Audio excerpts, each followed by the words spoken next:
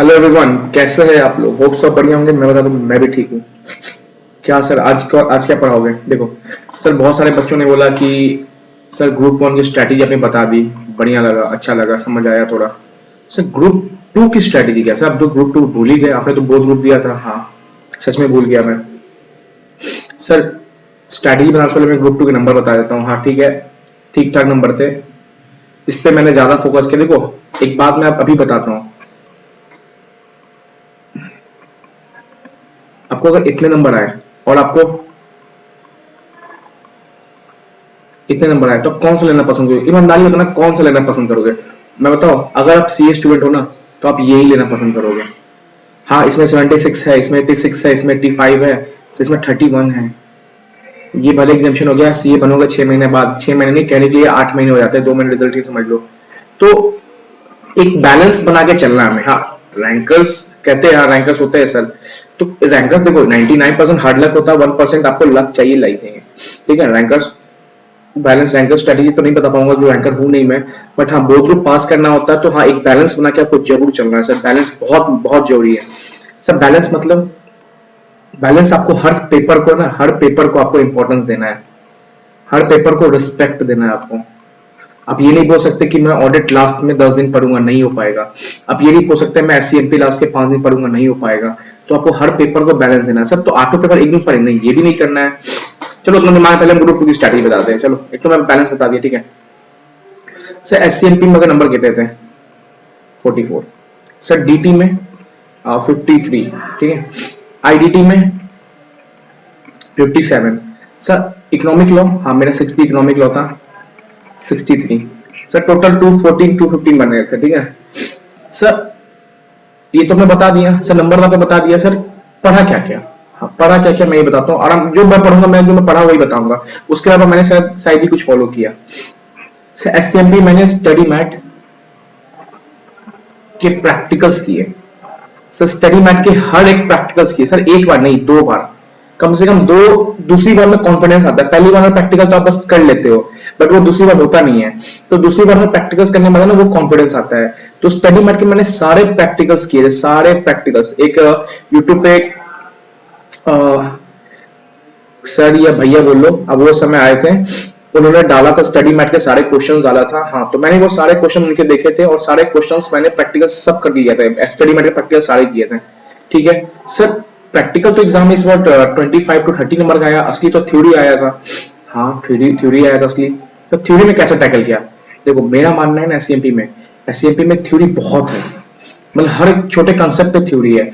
और इतनी बड़ी थ्योरी रिटेन करना मुश्किल है मेरे दोस्त, मुश्किल है, थोड़ा मुश्किल है, ठीक है, मुश्किल थोड़ा हो जाता है। तो सर रिटेन कैसे होता है?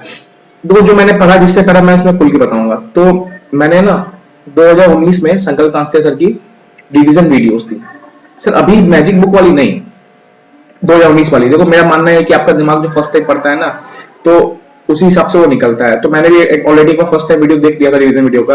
तो मैंने उसको ही प्रेफर किया था मैजिक बुक वीडियोस आने से पहले। अदरवाइज मैंने मैजिक बुक देखा, बट मेरे पल्ले नहीं पड़ा था वो, ठीक है। तो मैंने 2019 का रिवीजन वीडियो देखा सर का। उसमें क्या था ना, उन्होंने डायग्रामेटिक वे में सब बताया। जैसे मान लो कि एससीएमपी कांसेप्ट ये हुआ, वैल्यूएशन एनालिसिस, ये एनालिसिस, इसके नीचे का 6.5s क्या होता है, ऐसे करके। तो ने एक डायग्रामेटिक में बताया ना, तो हमारे दिमाग में ना वो की पॉइंट्स रिटेन हो जाते थे। अगर कोई बोलता कि 5s में ये ऐसे ऐसे लिखा हुआ था, ये मैं समझ नहीं पाता था। तो एक स्ट्रक्चर होता ना, मेरे को बोलता ना 5s कैसे होता है, तो मैं एक स्ट्रक्चर ना कहता, अच्छा ऊपर से ऐसे आया, ये लीन सिस्टम में आया, लीन सिस्टम में आया, ऐसे आया, काइजन कॉस्टिंग 5s पे क्या स्ट्रक्चर बन जाता था। तो की पॉइंट जब याद होते थे ना मैं, तो लिखना आसान होता था। जब फाइबर सबको पता है ना, तो शॉर्ट, शाइन, स्टैंडर्डाइज खुद लिखना स्टार्ट कर दो उसके बारे में।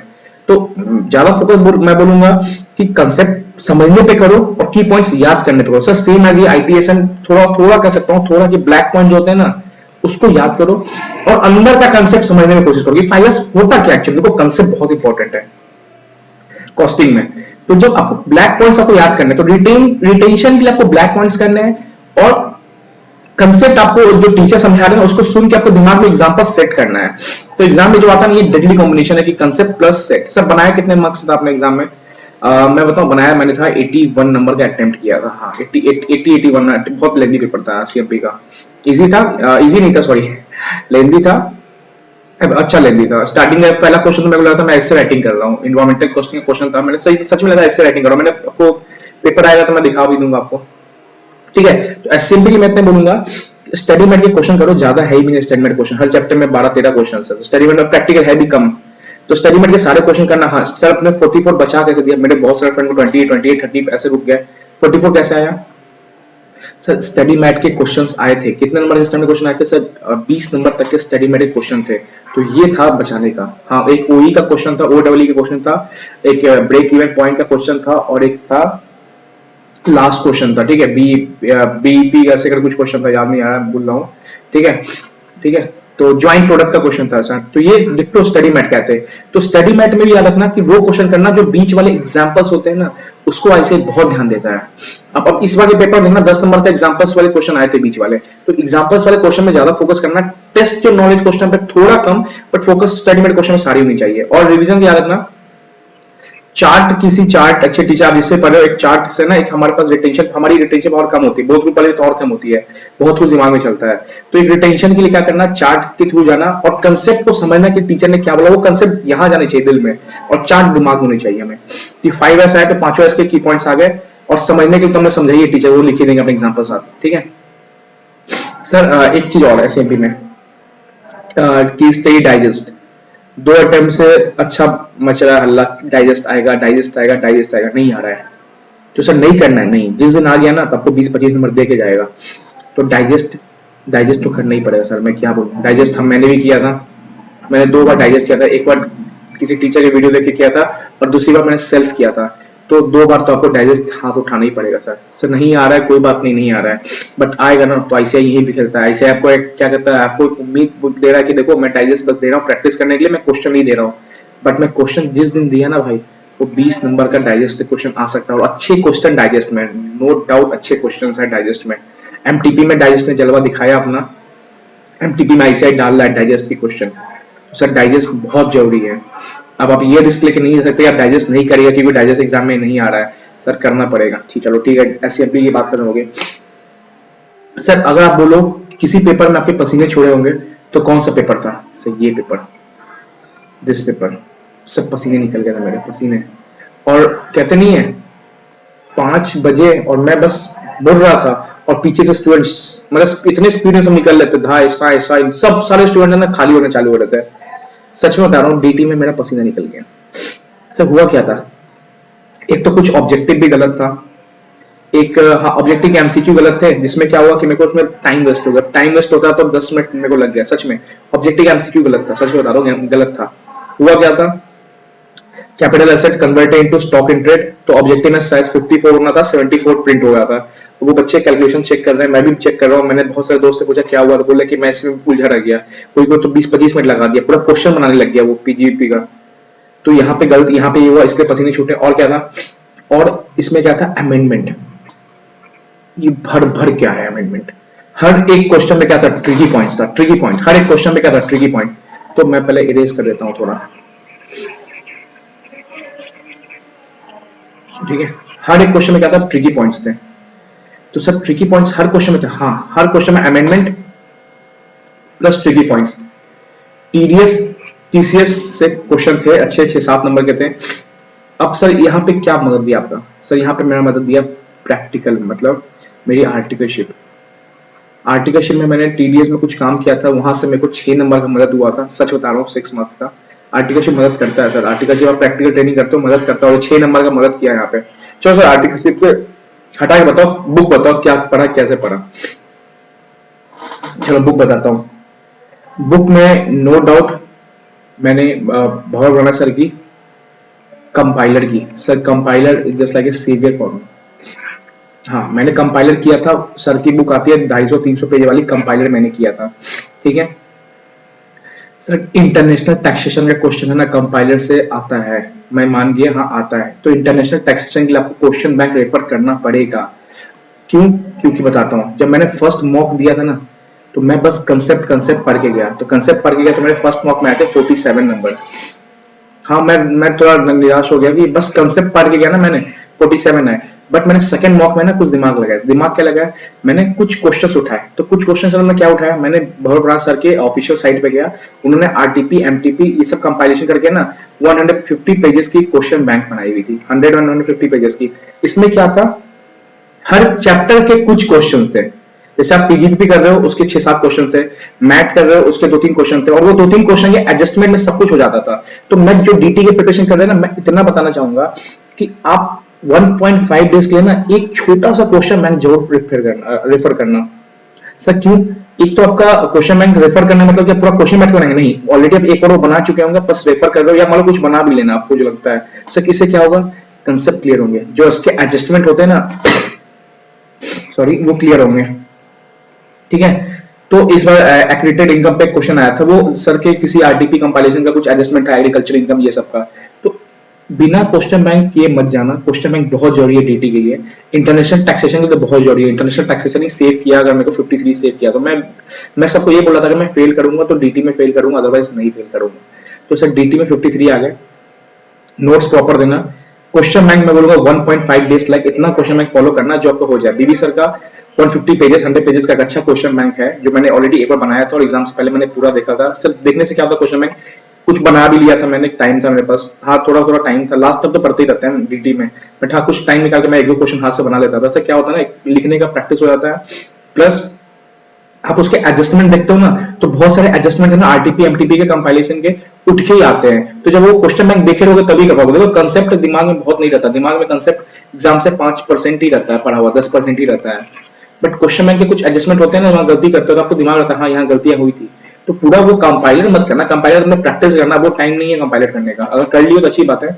बट सर का याद रखना 150 पेजेस का वो मैंने डाउनलोड किया था, है ये नहीं देखना पड़ेगा, बट कोई भी क्वेश्चन बैंक 150 पेजेस का जहां पे आरटीपी एमटीपी कंपाइलेशन हो इनफ है। चलो सो ये तो हो गया डीटी आईडी। हाँ कंसेप्ट इंपॉर्टेंट है, बट वही बोल रहा हूँ क्वेश्चन बैंक ज्यादा इंपॉर्टेंट है डीटी के लिए। सर सेवियर था मेरे लिए, सेवियर था। इंटरनेशनल टैक्सेशन के सारे क्वेश्चन लगभग उठ के बीबी सर के कंपाइलर से ही आए थे। प्रैक्टिकल मदद किया था मेरा, 6 नंबर का टीडीएस मदद किया था। सो और क्या बोलूंगा, देखो और क्या बोलूंगा, सुसाइडल नोट मतलब खाली पेपर छोड़ के मत आना। बहुत सारे क्वेश्चन आए थे जो खाली पेपर मैंने छोड़ के आना पसंद नहीं किया। जो बीबी सर के बुक से बोलते ना, वो 1.5 दिन के बुक्स में ना, वो मेरे को बहुत मदद दिया क्वेश्चन बैंक। ठीक है, पूरा कंपाइलर करने की जरूरत नहीं था, टाइम है भी नहीं। सर आईडीटी, सर इस पेपर की मैं एक बात बताऊं, मैं अपना आर्टिकलशिप बेस में मैंने जीएसटी पे ज्यादा वर्क किया और मैंने जीएसटी थोड़ा पढ़ाया भी था। तो मैं सब मेरे को जीएसटी एक्सपर्ट बोलते थे, मैं बोला यार इतना भी एक्सपर्ट नहीं हूँ, जीएसटी अच्छा खासा आता है। ठीक है, और मैंने जिस फ्रेंड को जीएसटी पढ़ाया ना सर उसके 58 थे। चलो ठीक है वो हटाओ। सर आईआईटी में 57। सर एक्सपेक्टेशन क्या थी, 70, मेरी एक्सपेक्टेशन 70 थी। हुआ क्या, चलो बताता हूँ। सर ये था लास्ट पेपर। अब मैं आपको एक और टिप दूंगा यहाँ, लास्ट पेपर और इस पेपर जब मैंने क्वेश्चन देखा ना भाई साहब, मैं फुल रिलैक्स। मैं बोला यार 40 नंबर तो आ गया मेरे को, और मेरे को ये पता था हाँ मैं 40 लिख दिया सही से, पीछे का पेपर मेरा सही गया, बस डीटी थोड़ा थोड़ा ऊपर नीचे हुआ, बट हाँ ठीक है सब सही है, मैं पास कर जाऊंगा। तो यहाँ पे मेरे को क्या हो गया, कंफर्ट जोन आ गया। कंफर्ट जोन, मैंने दोनों पैर उठाए, बेंच पे डाले, मैंने आराम से क्या किया, टिक मार्क करना चालू किया। मतलब मैंने एमसीक्यू में मैंने 1 घंटा लगा दिया, जब मैं दोबारा एमसीक्यू चेक किया, मैं इतना टाइम था मैं दोबारा एमसीक्यू चेक कर रहा हूँ, और क्वेश्चन आराम से उठाया, धीरे धीरे बनाना चालू किया कि मैं जहां देखा 50 प्लस हो गया, मैं कंफर्ट जोन पहुंच गया था। तो सर इतना कंफर्ट नहीं होना है, लास्ट पेपर तक सही से खेलना है। हाँ यहाँ पे मैं 10 नंबर करता हूँ, मैं शॉर्ट हुआ खुद में कि मैंने फर्स्ट क्वेश्चन शायद फुल्ली अटेम्प्ट कर ही नहीं पाया। फर्स्ट क्वेश्चन मैंने लगता है एक ही पेज बना पाया, तो वो 15 नंबर 14 नंबर जो भी था इम्पैक्ट किया है। तो यहाँ पे सर मेरा पेपर भी कर लो, अब 80 नंबर का ही अटेम्प्ट हुआ था, 57 आए। तो सर यही बोलूंगा, लास्ट पेपर रहता है, कंफर्ट जोन मत आना, आता भी होगा तो स्पीड बरकरार रखना। ठीक है, होता है एक लास्ट फेज आ जाएगा यार, लेकिन एक्साइटमेंट अलग रहेगा, हाँ एग्जाम खत्म होना, चलो सब पढ़ा कैसे, मुद्दा तो ये है। ठीक है सर देखो जीएसटी ऐसा सिलेबस है ना, अगर आपने आईपीसी, मैंने सब क्लासेस नहीं ली थी जीएसटी की, नहीं ली थी, तो मैंने आईपीसीसी में जीएसटी पढ़ा था, तो मैंने देखा ये मोर हाउ जीएसटी सेम है, बस एक मॉड्यूल 3 ऐड हुआ है और कस्टम ऐड हुआ है। तो मैंने ना विशाल भट्टर सर की बूस्टर वीडियो देखता था, उससे मेरा कंसेप्ट क्लियर हो गया। हाँ कस्टम मैंने किसी और टीचर की डिवीजन देखी, बट मैं वहां पे भाई साहब मैं हिल गया पूरा, मेरे को कस्टम का सी नहीं पता चला। फिर विशाल भट्टर सर की जो ना डायग्रामेटिक में समझाना, पिक्चर रिप्रेजेंटेशन करना, तो ये सब दिमाग में बैठते गया, कस्टम से प्यार हो जाएगा आपको। तो कस्टम मैंने किया, ठीक है, प्रॉपर किया, कस्टम अच्छे से किया। विशाल भट्टर सर के आईपीसीसी वाला ही जीएसटी था, स्टार्टिंग के कुछ चैप्टर्स थे, 7-8 चैप्टर तो आईपीसीसी वाले ही थे, तो एक कॉन्फिडेंस आता है कि हाँ जीएसटी हो जाता खुद से, मैंने खुद ही किया, ठीक है। फिर लास्ट टाइम याद रखना सबसे इंपॉर्टेंट क्या था सर का, चार्ट रिवीजन। सर ने 5 चार्ट दिए थे और एक चार्ट बुकलेट दी थी, भाई साहब क्या बुकलेट है वो, अलग लेवल सर ने बनाया रखा है उस बुकलेट को, मतलब सारे, मेरे को लगता था ना वो बुकलेट में बहुत कुछ मिसिंग है, बट सारे कंसेप्ट एक जगह सर ने कंसाइज किया हुआ है। बहुत सारे चार्ट बुक नहीं चलते, बट ये चार्ट बुक जो था ना सर, मैंने जिस फ्रेंड को सजेस्ट किया ना, जीएसटी में सबके 58 57 ही थे, सब ने अच्छा खासा नंबर स्कोर किया, 58 57 इज गुड। तो वो चार्ट रिवीजन था ना, वो बहुत हेल्पफुल दिया। तो मैं ये नहीं बोलूंगा विशाल भट्टर के चार्ट रिवीजन, हाँ लेकिन विशाल भट्टर के चार्ट रिवीजन मैं जहां तक किया हूँ बहुत अच्छा है। अगर किसी और टीचर कर रहे हो, अगर चार्ट रिवीजन है लास्ट के 1.5 डेज के लिए ना, तो वो पक्का करके जाना। प्लस अमेंडमेंट, ये चार्ट रिवीजन से क्वेश्चन बैंक मैं बोलूंगा फॉलो मत करना क्वेश्चन बैंक ज्यादा, क्योंकि जीएसटी में क्या होता है ना, न्यूली क्वेश्चन आते हैं, तो अमेंडमेंट करके जाना, अमेंडमेंट वीडियोस करके जाना, एक आरटीपी बना लेना, बट आरटीपी एग्जाम सेंटर पे पहुंच के आरटीपी देख लेना, बनाना ही नहीं बोलूंगा, देख लेना। सर चार्ट रिवीजन बहुत इंपॉर्टेंट है, 1.5 डे में अगर आप पूरा चैप्टर समेट लोगे ना, बहुत इंपॉर्टेंट है। एफटीपी कस्टम, एफटीपी कस्टम तो वैल्यूएशन, ये सब सारे चार्ट रिवीजन ने इतना अच्छा बना रखा है ना, 18 घंटा 20 घंटा में मैंने लास्ट 1.5 डेज में 1.5 की स्पीड में, क्योंकि ऑलरेडी मैं देख चुका था, तो मैंने लगता है नेक्स्ट डे 11 बजे तक चार्ट रिवीजन खत्म कर लिया था, और मैंने कुछ क्वेश्चंस देखना चालू कर दिए थे, फिर एग्जाम सेंटर से पहले मैंने आरटीपी एमटीपी देख लिया था। तो ये चार्ट रिवीजन लास्ट के 1.5 डेज के लिए अमृत है ये, ठीक है। तो चार्ट रिवीजन बहुत इंपॉर्टेंट है, आप किसी टीचर देख रहे हो, अगर आपके पास चार्ट समरी है, नोट्स है, तो जीएसटी के लिए बहुत इंपॉर्टेंट। जीएसटी थोड़ा वास्ट है यार, पूरा पढ़ने जाओगे ना तो एग्जामिशन में ही रुक जाओगे आप, ठीक है। चलो, तो जीएसटी के लिए याद रखना चार्ट रिवीजन प्लस सारा कस्टम उस्टम पढ़ के जाना, कस्टम 20-22 नंबर का आता है, चार्ट रिवीजन बहुत इंपॉर्टेंट है। और सर की जो चार्ट रिवीजन जो चार्ट जो वॉल चार्ट के साथ जो चार्ट बुकलेट थी ना, छोटे छोटे टॉपिक की, उसके सर ने वीडियो बना रखी है 20-20 मिनट की, वो भी हाईली इंपॉर्टेंट है, विद ग्राफ पिक्चर के साथ, बहुत इंपॉर्टेंट, बहुत मजा आ गया सर ये देखने को। सर इकोनॉमिक लॉ था आपका, सर इसके बारे में बताओगे? देखो अगर आपने कमेंट किया ना, तो मैं बताऊंगा इसको मैंने कैसे टैकल किया। मैं बताऊं सर, पढ़ा कितना इसको आपने, एग्जाम्स वाले कितना दिन पढ़ा, सच बताना। सर 1 दिन। सर पूरे मान लो जब मतलब पूरा इकोनॉमिक लॉ आपने कितना दिन पढ़ा? सर 1 दिन। एग्जाम वाले दिन तो 1.5 दिन हो गया, उससे पहले आपने कितना दिन इसका पढ़ा था? सर 1 दिन। हाँ 1 दिन पढ़ा। सर 1 दिन पढ़ के 63 नंबर आते हैं? आते हैं। सर देखो मैं नहीं बोलूंगा, देखो लॉ में अच्छा लगता है, तो कुछ पेपर 4 से भी क्लियर हो गया था मेरा, बट मैंने पढ़ा ही 1 दिन था। जो एक्स्ट्रा था जैसे कॉम्पिटिशन एक्ट और रेगा था ना, वो एक्स्ट्रा था, तो वो मैंने पढ़ा था 1 दिन लगा के, 6-6 घंटे 7 घंटे दिए थे, बट उसके बाद मैंने इस पर ज्यादा फोकस नहीं किया। इसकी मेरी स्ट्रेटेजी बहुत अलग थी। तो सर स्ट्रेटेजी आप पे ही चली नहीं, मेरे 3 फ्रेंड थे, इनफैक्ट है तीनों को इसमें एग्जामिशन है, एक को 64 था, एक को 72 था। भाई ये सब तो अलग ही लेवल थे। मैं तो सोच रहा हूँ कि इनका इंटरव्यू ले लूं बैठ के। इंटरव्यू क्या ले लूं? इन्होंने पहले आरएम लिया, ठीक है, अब फिर मैंने और जो फ्रेंड था जिसका एग्जामिशन आया सबके मैंने इनको सजेस्ट किया हम लोगों ने कि काम करो भैया, आप क्या करो, इकोनॉमिक लॉ ले लो, स्कोरिंग है, इजी है, 50-60 तो आ ही जाएंगे। जब रिजल्ट आया, हमें 63, मेरे फ्रेंड को 63, एक और फ्रेंड को 62 और इन भाई साहब को 72। और स्ट्रैटेजी बहुत सिंपल था, बहुत एक ही सेम, दोनों सबने एक ही स्ट्रैटेजी अपनाया था। पढ़े कितने थे हम लोग? 1.5 डेज एग्जाम से पहले जो पढ़ते हैं, और उससे पहले 2-3 दिन तैयारी किया था, बस इतने नंबर आते हैं। कंसेप्ट देखो पेपर 4 से क्लियर होता है, बट हाँ एक टेक्निक भी है इसमें, ठीक है। जो 6D ले रहे हो कमेंट करना, मैं 6D के स्पेशल वीडियो बनाऊंगा जो हमने किया। देखो मैं ये नहीं बोलूंगा वही करना, थोड़ा कंसेप्ट करके जाना, कंसेप्ट बहुत इंपॉर्टेंट है। 1 डेज मैंने कंसेप्ट किया था और कुछ चैप्टर मेरे पेपर 4 से ही हो गए थे, तो मेरे को ज्यादा पढ़ने की जरूरत पड़ी नहीं। चलो गुड नाइट। अच्छा लगे बताना, पेपर 4 के लिए 6D के लिए मैं अलग से वीडियो बनाऊंगा, अगर जो 6D वाले कमेंट कर देना मेरे लिए, ठीक है। चलो।